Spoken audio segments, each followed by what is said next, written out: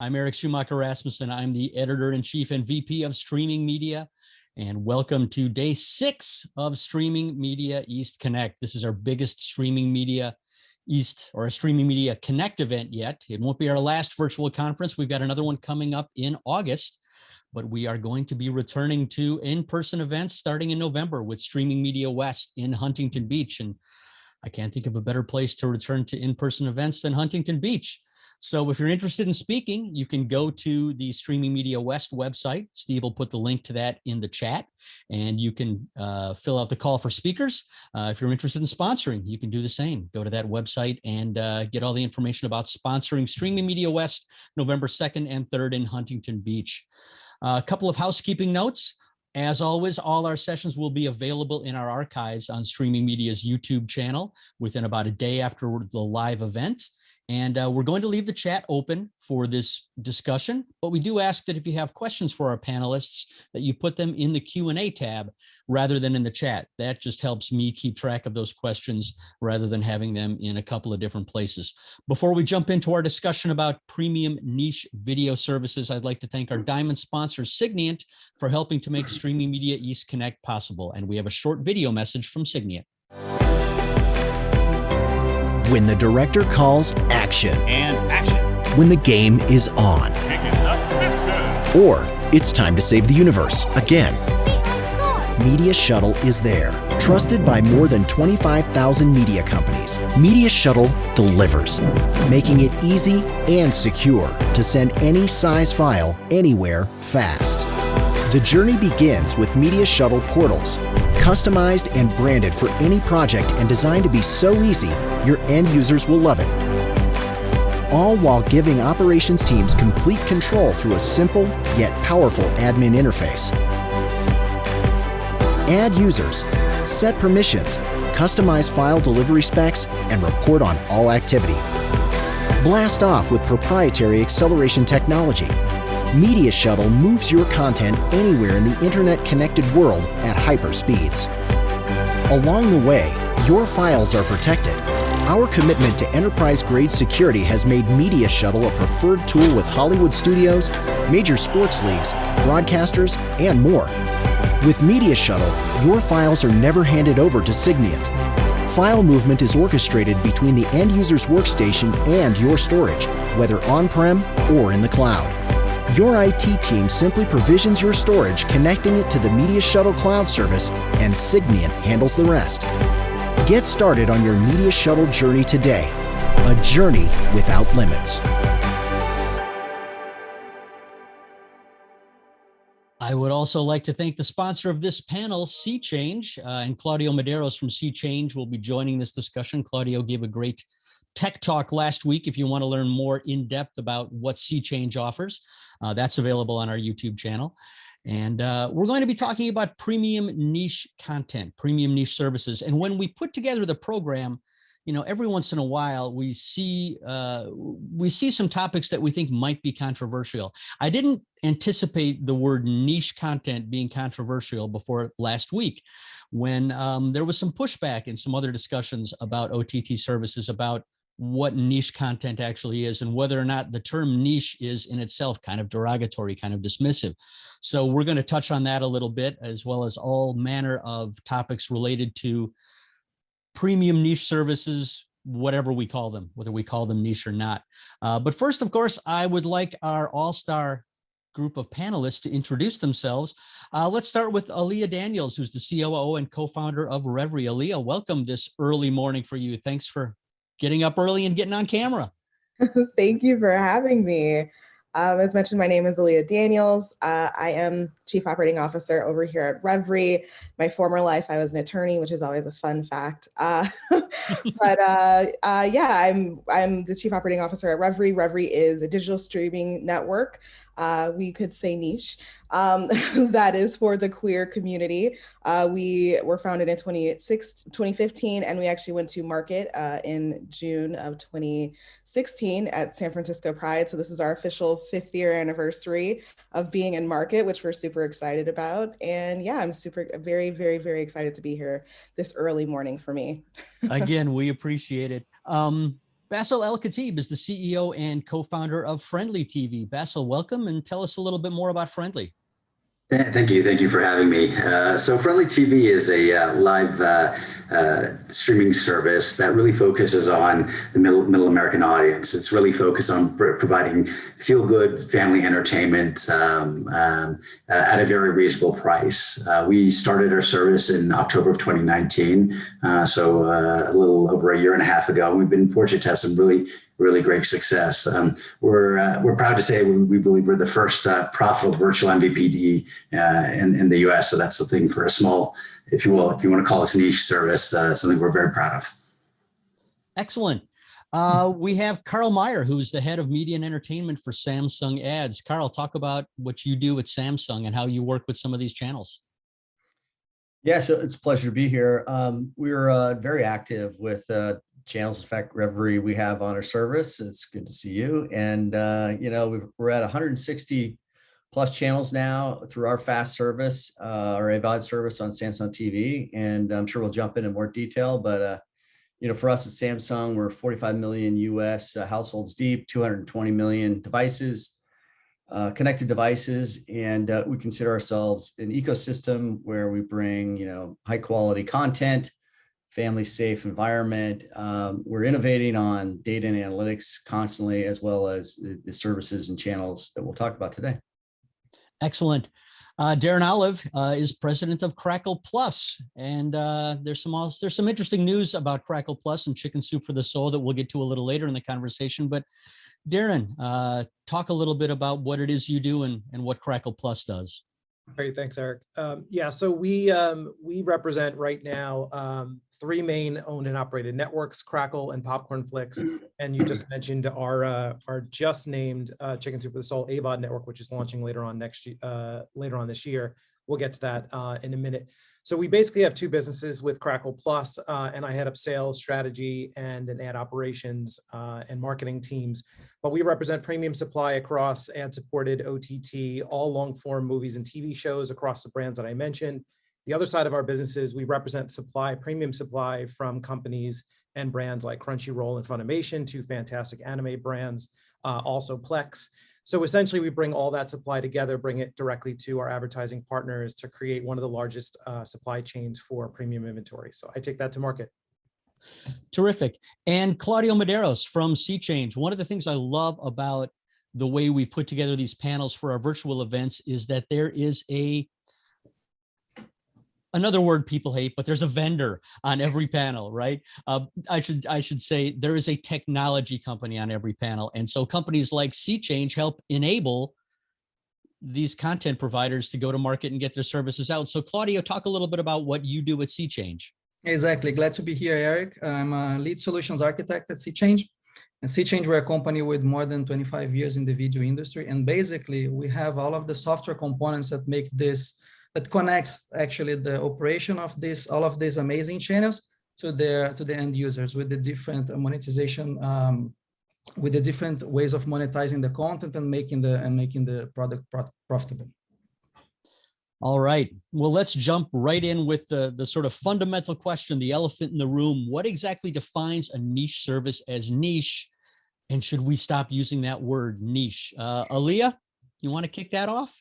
Yeah, sure. I mean, from its most basic of definitions, right? It is simply a specialized segment that you're targeting within your streaming service. And I can appreciate the hesitation around not wanting to use the term niche, but I think it's also really important to understand when you are specialized, right? When you're focusing on a very specific audience, when what you've created, and I can speak specifically for myself and for Revry, we have created an audience that is queer first. We are focusing specifically on a demographic or even segment, which is where we like to refer to the LGBTQ community. It's more of a segment than just a demographic.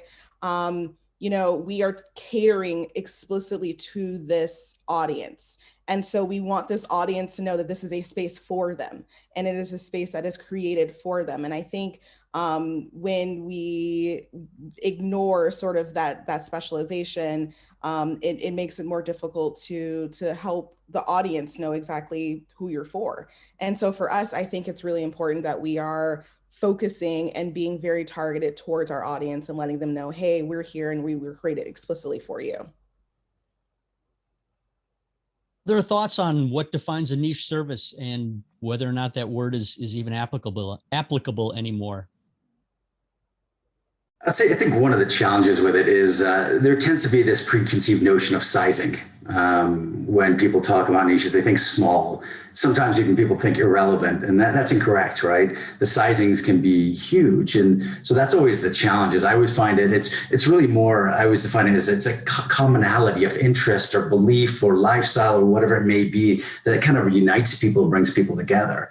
For us, like I always talk about FrndlyTV, we've got a target market just because it's a large, when you start talking about it, it's very large and it's not, small. And so I know a lot of the services out there, they have large audiences as well. So it's one that you're always fighting, when I always hear that term, I'm always like, well, we're not small. We're, we might be a small company trying to grow big, but our audience is not small. And, it's very widely representative across the country. And, I think that's similar with a lot of services out there.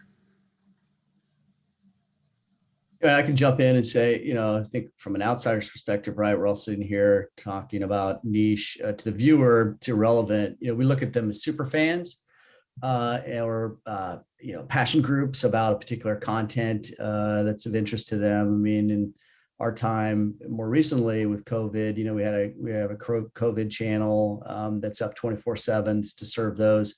But to even go even deeper, hyper niche, if you will, we have a UFO channel, a surfing channel, and a tiny house channel that we've got on our service. And, talk about, the hyper niche and the people that are really certainly into that. UFOs, I mean, that's in the news these days, right? And certainly there's a speculation about, have they always been around us? But, with our service being the hardware and the software manufacturer, we're able to quickly put up channels and take them down and serve the needs of this niche audience, which is unique to our, technical capability. I would just like to piggyback. Oh, so sorry. Go ahead, Alia. I was just going to say, I'd like to piggyback a little bit on what Bassil just said about the misconception around the audience and the size of the audience, because when we think about, at least for Revry and the LGBTQ audience, like our disposable income is $965 billion in the US alone and 5 trillion globally. And so even though it's a niche, quote unquote niche audience, this actual size of that audience, and particularly even, when they think about Karl and advertising, the advertisers want to get to this audience. And so to be able to have a niche, quote unquote, platform where we're specifically talking to that audience, it's great for the audience. And it's also great for the advertisers because they know they can hit the demos that they're trying to reach. Yeah, and actually just to expand on that, as I was thinking, as everybody was talking, we look at niche as really like communities of interest, right? You're packaging together passions and interests and then super serving the fan, as Karl said, with content. Somebody that worked at Discovery Networks for 10 years, I saw from the ground up how to build, a large cable network around these communities of interest and build an incredibly successful business around it. And now coming over to Crackle Plus, we're doing the same thing. The question and the thing that we talk about a lot at Crackle Plus is what's the model, right? And do you want to provide ad-supported content that's free, that is fully accessible? Do you want a hybrid model between subscription and ad-supported, or fully subscription? Our perspective is always free, no barrier of entry, put nothing behind the paywall, and we're going to be able to drive, hopefully a lot of audience and a lot of revenue against that content. Anime is a fantastic example of something that I think is still considered niche. Yet over 70 million people in the United States, call themselves an anime fan. And also breaking down the barriers of what niche is, and the fact that it's multicultural in anime. It's there's a lot of different things that people have ideas about that we try to make sure that they understand that that's not always the case. And then clearly there's a huge growing audience. It's not just this small pocket of people that's kind of put in a corner. This is mainstream now. And so that's what we're focused on, always trying to figure out what our model is in OTT to deliver those communities of interest and deliver the content to those viewers. Yeah, and if I may add, I mean, being user of some of the so-called niche users out, so-called niche services out there, it's important to maybe set a different wording for that instead of niche, highly engaged content, because that's pretty much what it is. Like people that are watching those contents they're very passionate about it. For instance, I'm a motorsports diehard, so I keep on watching daily motorsports, so in and out. And that's pretty much what I am, a highly passionate user of a niche, so-called niche service for motorsports. Those are great perspectives, because what they do is they redefine what we're talking about here. And I mean, let's face it, even though it's a huge quote unquote niche, sports fans, that's a niche. But we would never call them that, right? Because it's so mainstream and so part and parcel of what we consider to be premium OTT services that that you don't consider the ESPN diehard a niche viewer. But by the definitions we're using here they are. But you know, we're talking about specialized, highly engaged audiences. Bassil, how aggressively do you lean into your niche and focus only on that? And yes, I'll keep using the word niche, while still reaching beyond and realizing that your content has appeal beyond that specialized audience to a more generalized audience? Yeah, it's always a difficult balance. I will say this, you know, when you start talking about human beings and how they define themselves, you know, they really belong to multiple niches. They're not, you know, it's dozens and dozens how those pieces all come together to define kind of someone's interests. The challenge, but also you face the challenge is when you define a niche, you have people with different opinions of what that is.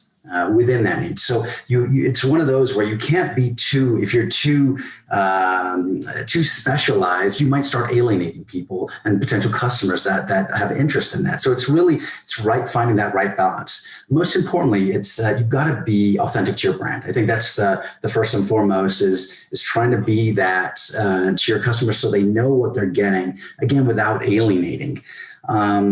You know, one thing that I always, when I think about, especially as being a virtual MVPD, we face some unique challenges in that aspect, just because of control of the content and the channels that we carry. There's a lot of dynamics there, which I'll get into a second. But really, when I think about these services, it's the value proposition. It's, you know, that specialized content to this audience at, the right price, and that sense of belonging. You know, Darren mentioned, you know, free, right? That being a big piece for people. Well, you know, some of the content is not available for free. So it's really, you know, you see these packaging that together and providing it at very reasonable price is very important. But when you start talking about why people are cord cutting to begin with, it's that value proposition, it's the price. So here what we're doing is providing certain audiences with this great value proposition.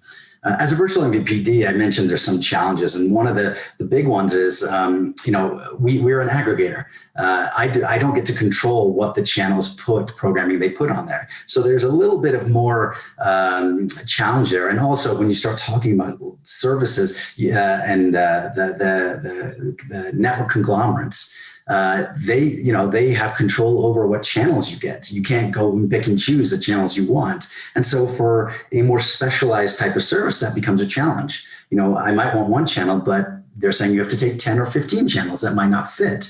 You know, an example for me is Fubo. I'm a diehard soccer fan. And when Fubo came about, I was like ecstatic. You know, here's something for me that I can watch, all the games I want to. You've seen their evolution over time. You know, they've grown more into a more sports centric. But as they've had to get those licensing deals, those trying to get all the sport content, they're forced to take a lot of other channels. And then what that does is put a pressure on price. And so now they're being priced in the same way that a general entertainment service does. And so that's where it becomes a bit of that challenge where you're saying, do I go aggressively in my space? Well, you can try and do that, but there's also other factors that force you to go sometimes a little bit more general entertainment and put pressure on the costs. Friendly TV, it's something that we've been really focused on. I think we've done a really good job on, is to keep that price down. I always think that we're more of a genre than, if you will, than a niche. But it is important for us to stay true to our mission, right? That this is what we tell consumers we are. And so we always have to try and stay true to that, even though there's this desire to get more and more subscribers. But if you go general, you end up just being more of a disservice to your audience. Yeah, I mean, I know I can say for us, even though, and I highlighted in the beginning, we don't really consider ourselves to be a demo, but more of a segment, because LGBTQ is not just one race or one religion or even one gender. It is a combination of lots of different things within an umbrella term of, we like to use the word queer, because it also is not, it's encompassing of people who may not traditionally be what the word queer means. It's people who think of like alternative lifestyles, or just, it's over encompassing. It's a bigger umbrella term. And for us, what we also find is that we are seeing, the Midwestern moms and daughters who love watching RuPaul's Drag Race together also watch Revry because they enjoy, drag queens, and we've got drag queens. And, because we're focusing on a specific segment, it's not just genre specific for us. We've got all types of genre. We've got all types of forms of content. So we've got music, in addition to short form and long form television and films, and even podcasts. We've kind of created this space that's like a one-stop shop specifically for our segment. So then when we go into these different environments, you're able to see sort of a more over-encompassing view of what Revry is. And then when you come into our own native environment, we have both that combination of live, free, linear, fast channels, as well as, excuse me, AVOD, free AVOD, and our SVOD platform, which I think mentioned earlier, specifically for our super fans who want to be able to access all of the content that we've got behind and in front of the paywall. And so we really like to think of anyone who is in alignment with sort of our ideals. Revry is for you. You don't necessarily need to identify in a very specific way. And we try to communicate that to our audiences and our marketing as well. Not to date myself, but back certainly in the mid 80s, when news channels came along, sports and CNN and ESPN and 24/7, serving a genre, and then VOD, which in some sense almost began the sampling of what we are today, in that the passion was there, the super fan, and they would seek and find and discover content. To quote my old alma mater, and Darren and I worked at Discovery together, kind of Mythbusters, to debunk the theory that, there is that, as you say, Alia, that, you're kind of breaking down the walls and you're finding larger audiences that, again, debunk the theory that it's hyper niche or interesting to only one person. I mean, I'm sure that there are rugby and NFL football fans that are watching Tiny Houses, while one would think it's soccer moms only, or designers that are passionate about that. And that's all really interesting to us. And we can get deep in the weeds on our targeting and our ACR capabilities and all that, but I won't pitch you on this call. But it's all really interesting how it starts to stitch together. Yeah. I'll add that, and Karl, you and I are going to have to really struggle not to make this a discovery pitch for the rest of the presentation, but we are fans of the brands. With Crackle, it's interesting because we've been around as an OTT specific first brand for 10 years. And it's kind of like we're now, our hair's getting gray, and we've been around the block for a long time. And we always prided ourselves on being a very general entertainment network, right? That OTT, what was cord cutter, really cord never, brand, general entertainment, and couple together some exclusive content, really focus on originals, and then sprinkle in some licensed content to create this general entertainment network. What we've seen in the evolution is we can double down on that with Crackle, continue to focus, expand and widen the aperture of the content we offer. We've gotten into the sports genre. We're doing unscripted right now, and other broad-based content. But with Popcorn Flicks, on the flip side, what was a general entertainment OTT network, we're now starting to actually narrow the scope of content and audience we're going after with that network, focusing on more of a younger male audience with action and comedy and other things that we know maybe there's a dearth of in ad-supported free streaming. And then lastly, and I know I mentioned this before with Funimation and Crunchyroll, when you talk about anime, they know exactly who their audience is, online and offline as well. They stick to what drives that.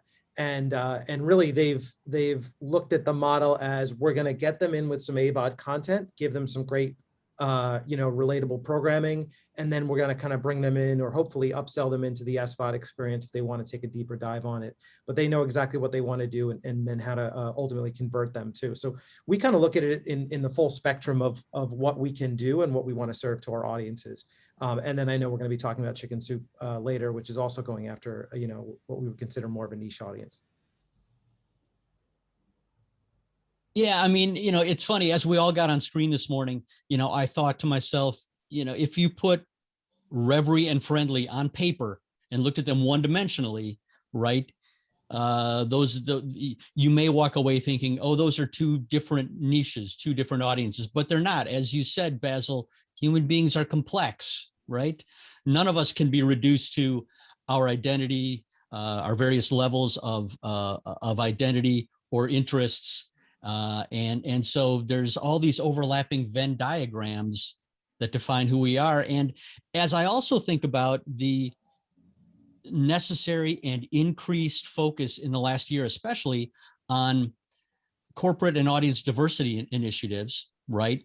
I'm seeing how niche services, whether they're channels or they're aggregators, are actively, I'm not going to use the word agenda, but they're actively forwarding diversity in entertainment in a way that was entirely impossible under the old broadcast and cable model, right?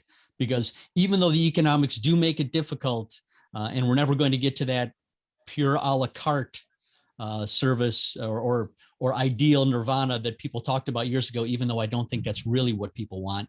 But as Bassil said, you've got to take a certain number of channels with Fubo that you have no interest in just because of the economics. The amount of choices and number of options out there are bringing so many different perspectives and stories that people weren't getting access to before. And so it's really amazing how, whether we call it premium, whether we call it segmented, or whether we call it niche, it's an entirely new entertainment universe that's far more diverse than anyone's ever had access to before. I do want to talk a little bit about Chicken Soup for the Soul specifically, but then in general, what that means, and the what Darren was referring to a minute ago means in the bigger picture. We saw some big changes at the IAB New Fronts this year, including Chicken Soup for the Soul announcing a launch under the Crackle Plus umbrella. And that makes me wonder about the challenges that niche channels face finding audiences, and how important it is for them to work with aggregators and device manufacturers, TV manufacturers, to reach the broadest audience possible. Darren, can you talk a little bit about Chicken Soup and Crackle specifically, and then the bigger questions? Sure. So, when we look at the last, 2 years, is there ever a time for a brand that's about feel good, uplifting stories than right now, right? We're at that point where we need more of that, and we need more of that that's freely accessible across OTT. And so we just made the announcement in the IAB New Fronts that we're going to be launching, after our own corporate brand, a Chicken Soup for the Soul AVOD network later on this year. And so we're going to be doing a complimentary service of fast channels, so linear channels, that will launch in the coming month. And then we're going to follow that up with a full AVOD launch later on in probably fall, early winter time. So we're going to be bringing original content. So that's content that we're producing from our in-house studio capabilities, with also licensed content that we're going to be bringing on. Actually, one of the companies that we own, corporately own, is Sonar Entertainment, which produces scripted and unscripted movies and TV shows. So that's going to be adding to help fill the funnel, and again, combining those two things together. The fact that we have such strong relationships with, like, Karl's company and Samsung and all these devices, is it'll actually allows us to work not only for paid ads to drive traffic to the new audiences and get awareness, but to really have that beachfront property when you turn on or plug in a new device, whether it's a Roku or an Amazon Fire or that new smart TV, is to make sure that our brand is relevant. And I think that what we offer with Chicken Soup for the Soul as this family-friendly uplifting brand is that the smart TV manufacturers, the devices love us because we're not asking for subscription. We're not asking for money. We're offering, great content, quality content that you could sit in front of the television screen with the whole family. And really, there's no barrier of entry to watch it. It's a click to download the app and boom, you're in and you get a free experience that's ad supported. So we're really excited about this brand. We think the sky is the limit for it. And we think it is absolutely the right time to launch a brand that is behind this amazing 30-year-old company.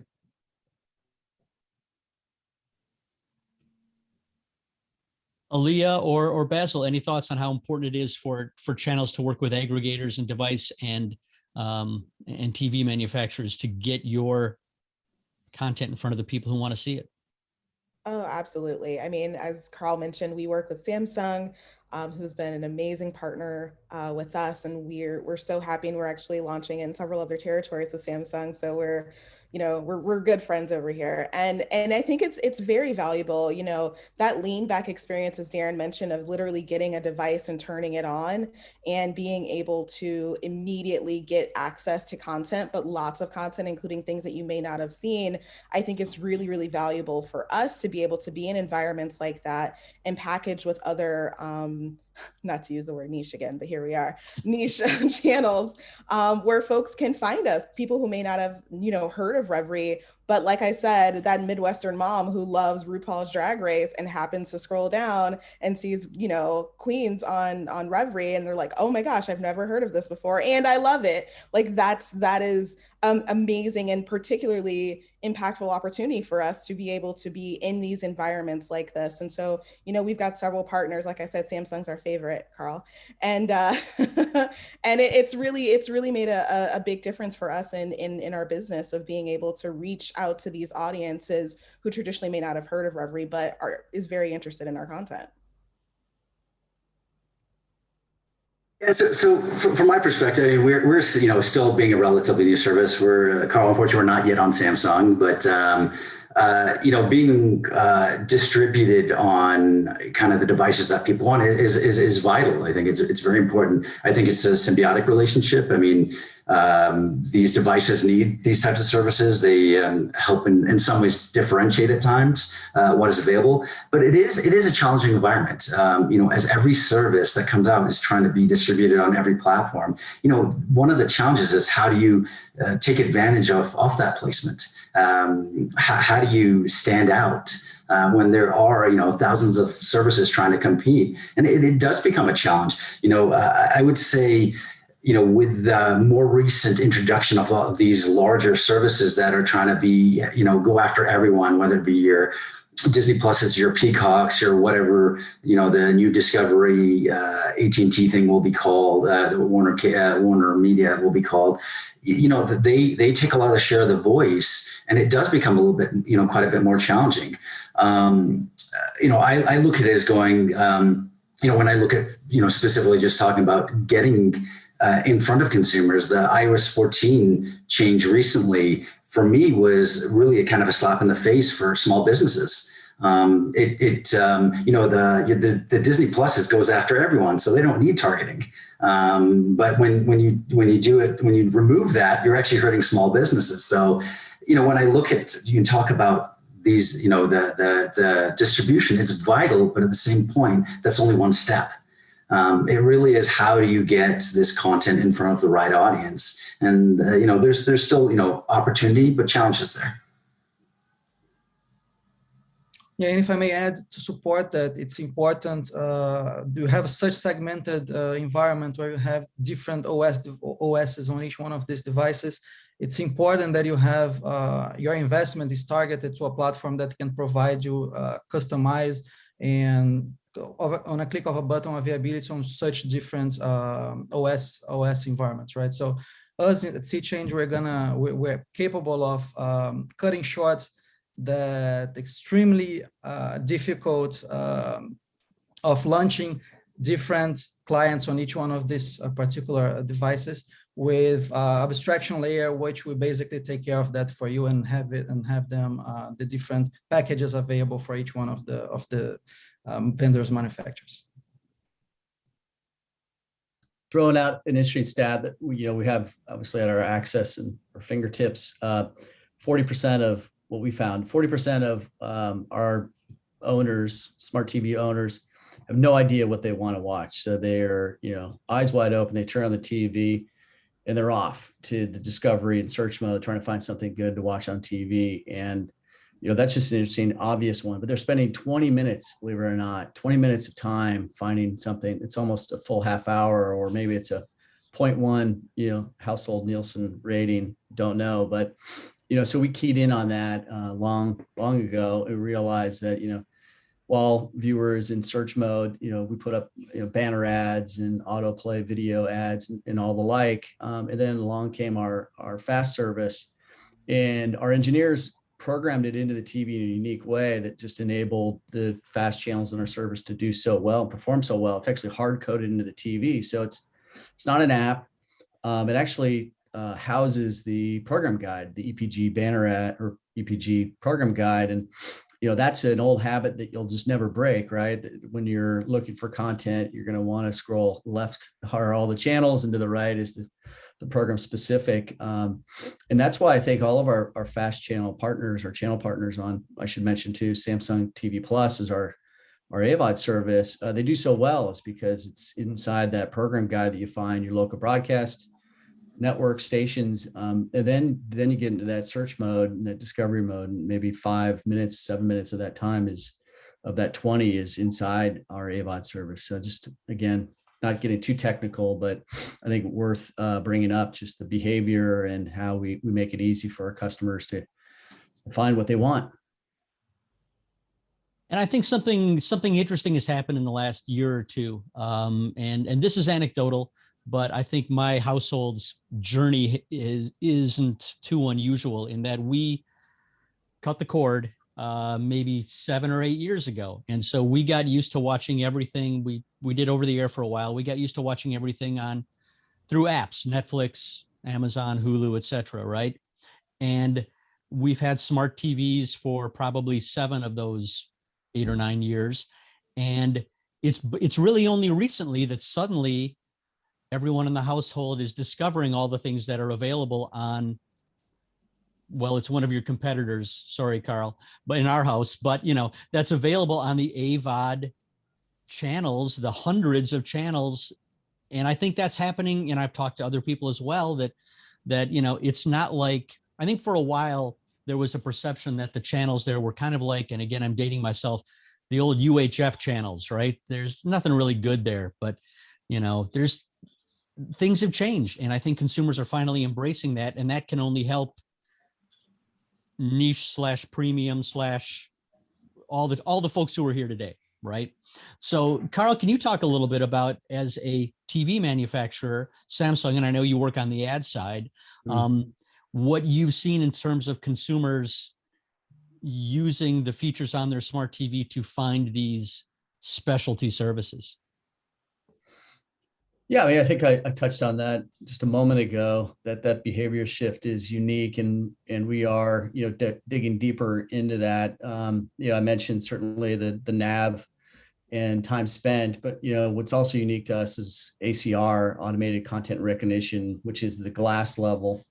It's at the pixel level that we measure, and the layman's version of ACR from an audio perspective would be like Shazam. You hold up your mobile device, open up the Shazam app, and it finds the artist and then the song for listening or download. Same tech, just visual, more accurate than audio, one would say. But anyway, so that data becomes really interesting because it allows us to, open up the targeting specific audiences and the like. And that feeds into really our data and what channels perform well on Samsung TV Plus, and, what's around the corner that maybe no one yet at this point is aware of, but's coming. And, we're looking at all, live broadcast and cable network programs as well. So we're able to find niche or genres that are specifically of interest, and then, use that data to program our AVOD service. So, that's an interesting just behavior shift, using and enabling the technology to be powerful or even smarter, one would say, as a smart TV manufacturer. So, that's just a taste of kind of what we're doing to, figure out behavior shifts and in how you program to the likes and tastes and needs of that super fan. Yeah, I'll jump on that. And Eric, I'm glad you brought that up with consumer behavior and really what has changed so drastically, even just within the OTT world, is that we've moved to this kind of linear live experience. And I think that the Samsungs and the LGs and Vizios and all the TV manufacturers have done an amazing job of presenting a choice, right? You can either go into an on-demand environment, and look for content that you want, that kind of Netflix experience, or jump right into live, because as Karl said, 40% of the people that go into that experience maybe don't know what they want to watch yet. And you can give them a sampling of that. I mean, I would argue with our company in the last 18 months, that has been the biggest initiative we've had, is to launch into these live linear experiences. Whereas for the previous 8 years before that, we were really fully focused on an AVOD environment and getting our apps distributed on every platform and device. I think it all comes down to discovery, and the discovery process, whether you're paying for it or you're, like I said, have beachfront property on these devices or platforms, it's so incredibly competitive. One thing that we did with one of Karl's competitors was we did a promotion around holiday with one of our family-friendly movies. It was an animated movie that we launched called Alia, the Littlest Reindeer, and we put it up in December. And what the TV manufacturer was able to put us into their EPG guide, really promote us across the platform, drive to both linear and to AVOD viewership. So if you downloaded the Crackle app, you could go right into the app, or it pushed it to the live channel, which you didn't have to download the app. And that relationship and that partnership actually grew into us being on box, actually at point of sale and in retail, and on their remote controls. So we're able to actually get one click away from launching our linear network. But things have changed. We have to be very, very nimble with how we look at reaching these audiences, because consumer behavior is changing every day. But that's been a big, big focus of Crackle Plus is the linear channel experiences and working with the OEMs. Yeah, I'll second that. Sorry, go ahead. Go ahead. We initially, when we launched our service, we launched as an SVOD product, and then quickly in 2017 launched our first fast channel, and since then have iterated in several different environments and continuing to have even more linear channels. So if you go into our native environment, we intentionally have doubled down on our fast experience, because I think to Karl's point and to what Darren was saying as well, consumers have decision fatigue. They make decisions all day long, and then they come home and they open their, Netflix, for example, and it's like, now I've got to pick something to watch and I don't know what I want to watch. Sometimes you just want to come home and turn that television on and it's already playing for you. And I think, Samsung and these other television manufacturers have done a really great job at just creating something that's really easy and is recognizable. The EPG experience on Samsung is amazing, and it feels like what we all know. People don't want to have to create something brand new. And so even if you go into our native apps, we've also created an EPG experience, and we have several different channels that are available. So, there's Revry 1, 2, and 3, depending on what territory you're in. There's, OML, which is our queer women's linear channel, which is the first ever linear channel that is specifically for queer women. We've launched several different channels, and, we have Revry News, which is our news channel. And so being able to satisfy sort of the appetite, as well as understanding the consumer experience of not wanting to make another decision to just turn on the TV and have something going, I think is what we've really tried to perfect within our own native environment of having those linear options, as well as having our AVOD and subscription product all in one place. Yeah, I'll just second that. I think it's, for us, our guide is front and center. The linear aspect of our services is because when you start talking about how consumers view programming in general, right? There's a place and time for on demand. There's a time where you want to invest. You're willing to invest the next 2 months binging this show watching 2-3 episodes every night or whatever it may be. But then there's a lot of time when in people's lives and, every day where, hey, I've just got a quick break, quick meal. I'm doing the dishes, I'm cooking, I'm whatever. And I want something, it's almost an accompaniment, it's accompanying you with everyday life, where you're not looking for necessarily that deep investment. You're looking to be entertained, to experience something for a short period of time. And so that's something that I think the linear aspect provides, and it's an important aspect. And we really kind of feed on that. Is people come in for a very specific show or a specific movie, but then they stay because it becomes something that they can put on and view in their everyday life. Again, that shift from we went where everything was linear, then on demand became the rage, and now it's this balance where you understand there's a time and place for both. And so services having both has become quite vital. I'd like to talk about technology here for a bit. The OTT services with, as Darren put it, the beachfront property on TVs and devices, they've got massive engineering teams and budgets, right? Netflix, Hulu, all the Disney properties, Amazon. But for smaller channels and services, it's more of a challenge. And Claudio, could you speak to some of the challenges that again, here's the word, niche channels and services might face that bigger OTT services don't, and how they can meet and overcome those challenges? Yeah, and as you said, the challenges are the same for if you're a niche service or if you're a big blockbuster entertainment group going direct to consumer. The problems are the same. The way you tackle those and the size of your technology group to undertake those challenges is what differs, right? We can name a few. The video processing pipe, that's ultimately what's going to set the image quality that your users are going to experience. Media asset management. On the previous question, we addressed the fact that it's more and more important to leverage the catalog that you have to provide a linear live TV experience to the audiences, and being able to manage that through a great media asset management tool is very important. Multiple monetization strategy. Again, we mentioned here throughout the course of the presentation that you can go with a fast approach, you can go with a subscription approach. You need to have integration with specific payment gateways that you want to partner with to be able to intake the subscriptions of your user, or even transactional if you're doing so. If you want to launch sort of a freemium experience, all of that needs to be taken into account. When you're going with ads, you need to decide if you're doing server-side ad insertion or client-side ad insertion.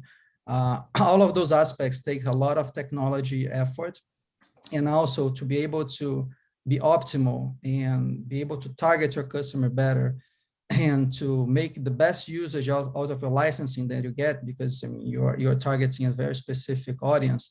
A strong analytical component is very important. That is going to help you providing trends to your user, personalized recommendation, meaningful search results. And on the business side, it's going to help you with the analytics of the performance of your business and how to go forward, because otherwise you are shooting in the dark with the direction of your platform, right?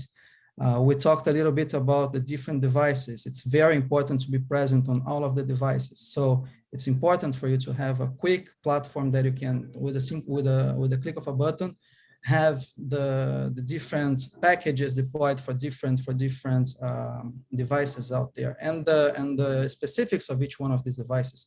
Some will offer deep integration with their OS system, others not so much. But all of those take speciality on putting them all together. And here at SeaChange, what we try to help is provide a neatly integrated set of software components that will allow our customers to launch their products hassle-free on a scalable environment as well. Scalability is also very important in the end, because what you want to do is to have your business growing organically with the size of your audience, and you don't want to overshoot in terms of investment to reach to your targets. So this is what we try and help with the technology and software components that we have. Yeah, I'll just jump in here, and Claudio, you nailed it, and I don't think any of us really need to add much to what you just said about, media companies today have got to be technology and product companies at the same time, because when you're delivering that message, or you have to partner with the best in the business. We're actually partnering with SeaChange to help us push our content internationally out with Popcorn Flicks. So you have to be a technology company first, and we've focused a lot on that experience. We're going to be launching our new Crackle and Popcorn Flicks experiences later on this year, as I mentioned. But what Alia said, which we're also doing, is we're going to be launching alongside AVOD and VOD, is linear channel experiences too, to give our audiences the choice to lean back or lean forward. But yeah, you have to be a technology company to survive in this world, because you need to understand what your audiences want and what they watch, and then deliver a better experience to them, not only content wise, but ad experience wise too, because it's all one thing and one experience. So we're really focused on building out technology and product, and we've got a lot of work to do this year with launching new experiences, but no longer can a media company just create a show and hand it over to somebody else to deliver it. It's interesting, Darren, that you say that. Actually at Frndly, we consider ourselves more of a programming and marketing company. From a technology side, we do outsource our technology. Part of it is just knowing that that's not our specialty. That's not what we're good at. So we leverage a company, companies like SeaChange to do that for us. So that we can focus on what we know we're good at. And that, that's the aggregation of the content and then the marketing of it. Of course, the user experience is critical. Knowing, that's really, I think, where it coming to picking the right company to make sure that they have that right experience and they can build, customize. We like to say our UI is customized to our audience. So there's definitely a product element there. But one of the things we've always, even when launching this, we kind of pushed off as saying we're technology, just because there's this nuance that everyone thinks going, well, do you have that specialization? And so for us, we always shy away from actually saying that we're that. And, we're fortunate to have some really good partners that help us with it. Yeah, interestingly, we lead with technology, right? That's where our strength is, and where we're evolving or innovating, growing is on the content and the programming side. And we lean on our channel partners to help kind of guide us to, the place we want to be, or we expect we'll head to in near term. So yeah, interesting to point that out. Right. That leads us into a couple of audience questions. And the first one is, how would a niche channel, let's say you had a channel about cats, and that's just my excuse to show my cat who's been on my lap. But let's say you had a niche channel or your niche content. How would you go about pitching that channel or content for inclusion in the Frndly, Chicken Soup, Revry, and Samsung TV platforms? Alia, do you want to start? Let's start with cats in particular. No, just no. I think part of it is understanding the audience. If you can show there's an audience there, that's got to be the number one thing. Otherwise, just having content up and available that you don't know if anyone wants to watch is tricky, right? And for us, when we were born, literally it came out of the fourth generation Apple television launching. And it was that very first time that you had this app store environment where you could search for what you wanted to put on your Apple television. And we searched LGBTQ and there was nothing there. We know there's an audience there, but there literally was nothing there at the time. And so for us, it literally came out of knowing the audience existed and then being able to cater specifically to the audience. And even more so for us, traditionally queer media is very like cis, gay, white male. And that is not what that community represents. So even though it is very trendy right now to be very inclusive, that is inherently who we were in 2015 and 2016 when we were launching this company, seeking out, niches within this overall, segment and being able to highlight them because we know that they exist. We know that the audiences are there. They're just starved for content. And so I think as long as there's an audience available and you're talking to that audience, what they want to watch, I think that's definitely the very first place that you've got to start.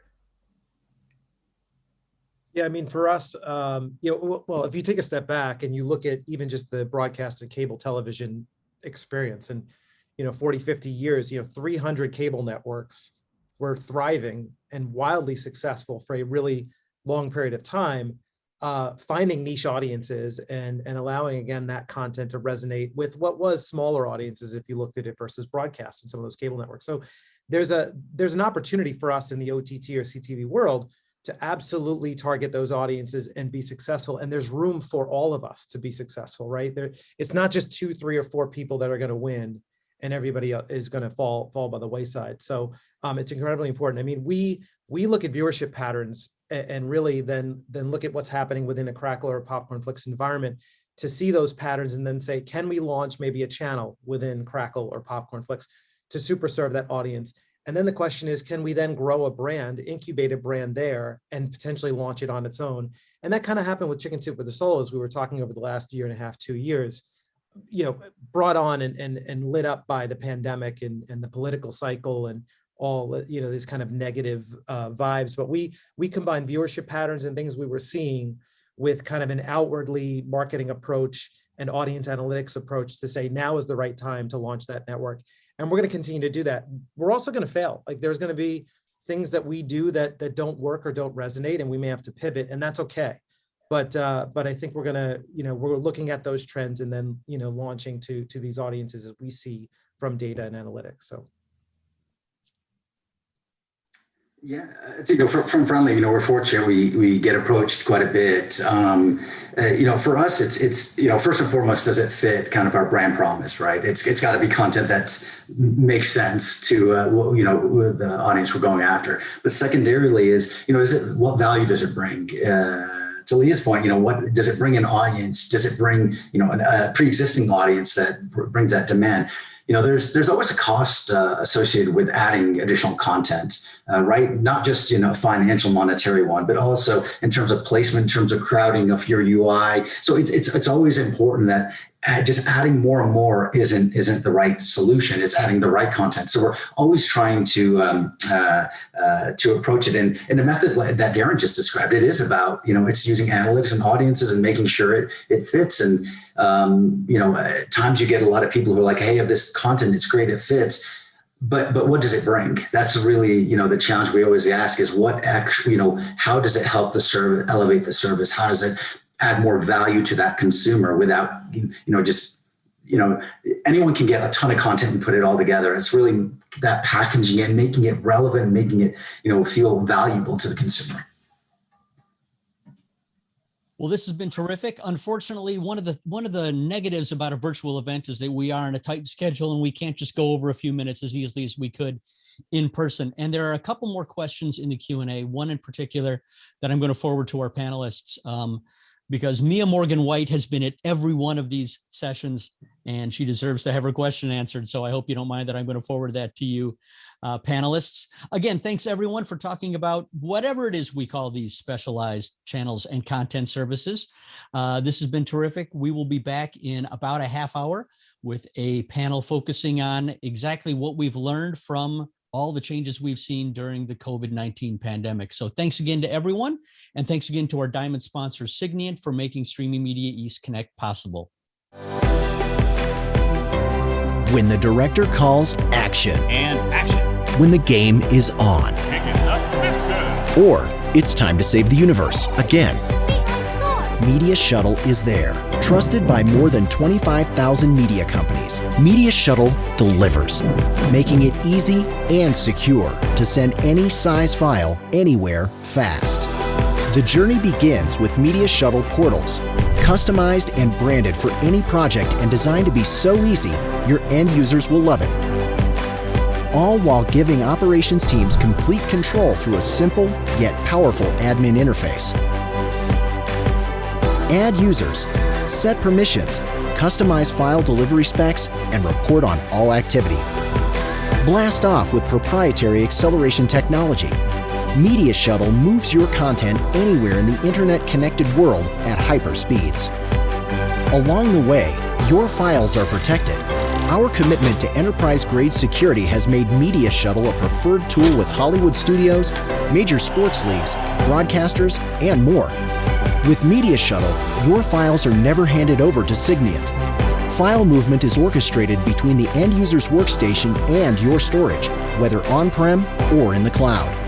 Your IT team simply provisions your storage, connecting it to the Media Shuttle cloud service, and Signiant handles the rest. Get started on your Media Shuttle journey today, a journey without limits.